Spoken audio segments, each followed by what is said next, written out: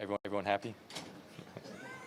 So what did that feel like running out of that tunnel and hearing that reaction of the crowd? It was fun. Obviously it's going last, and have that opportunity to run out of the tunnel, even after being out however long, 6 weeks. It was a blessing, and I love our fans. They're so supportive, and they get excited when we need them.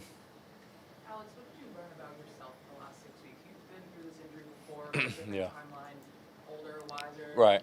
What did you learn about yourself recovering from this? Yeah, it's hard. I think that anytime you deal with an injury and soreness and pain, and you have to have. For me personally, I feel like I just committed to recovery early on, and it paid off to come back a little bit ahead of schedule. And anytime you get hurt or deal with adversity, mindset-wise, it's an opportunity to grow. And I feel like I've grown in different ways, and you get the game taken away from you, and when you come back, it's a blessing to play again. All of you talked about the benefits and dangers of coming back to Yeah. the game or waiting. What made this decision for you to come back and play? Yeah, I think that just the volume of work Thursday and Friday, and even on Saturday, just making the decision to play was, wasn't necessarily a clear and cut thing. There are risk involved, and refracture risk, but at the same time is kind of like I talked to you guys about early in the week. Is it safe to play? Is it worth playing? And how do I feel? So, we collaboratively made that decision, and yeah, I think. What do you tell me? You think so? To play is, I think he played every defensive snap. Yeah. That workload coming in right away. Yeah, I mean, I talked to Shep about it a little bit, and if I'm going to go, I'm going to go, and that's kind of how I'm used to playing. I'm used to playing every play, and it's just one of those things that I felt good to go. And how did you feel making that first tackle when you were back? Yeah. I mean, I haven't tackled anyone in over 7 weeks, and obviously dealing with an arm injury, and it felt good just getting in the groove, and that first hit, you're like, okay, I'm good, and you just build confidence as you go. What about the defensive effort overall? Just the defense effort overall, holding that team out of the end. Yeah, I mean, first I'll start with AG. I think that he does an amazing job leading us, keeping us accountable,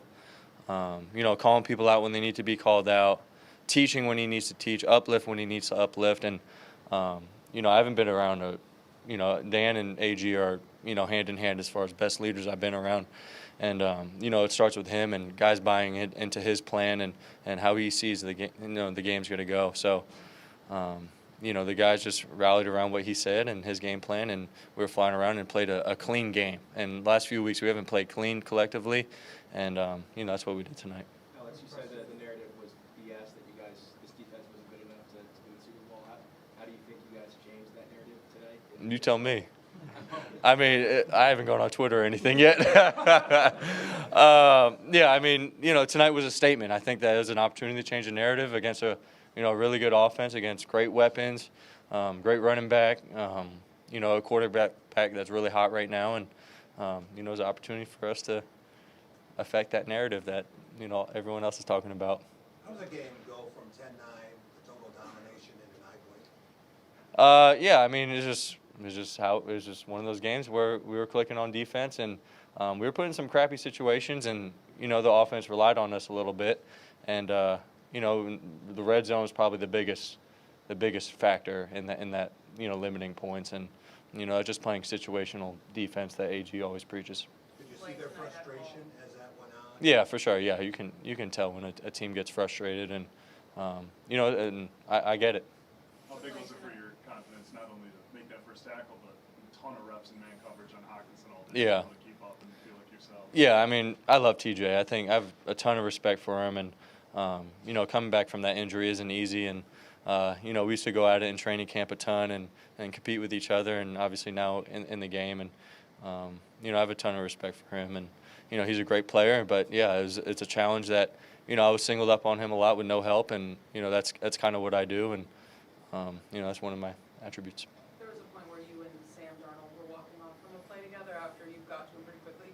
Do you remember what that convo was? Probably something not friendly. I don't remember, but yeah, I was excited this game. What did you see or hear in Glenn's game plan that made you think this was possible?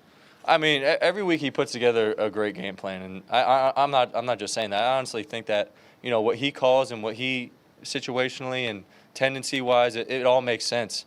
It's just the last few weeks, it just hasn't been clicking, and it's a lot of it's like I said from our own mistakes, not guys, just playing, flat out getting beat. I think it was just guys running into each other, biting too much up on play action pass, doing the little things, not well, and I think that that's what we're focused on this week and going forward.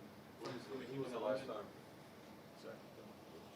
When was the last time you were introduced last at any level? Do you remember? I think when Aiden got hurt after that I started, and last year. But I understood that early this year Aiden getting introduced last. But yeah, when Aiden's not playing, I guess I go last. I guess that's the thing.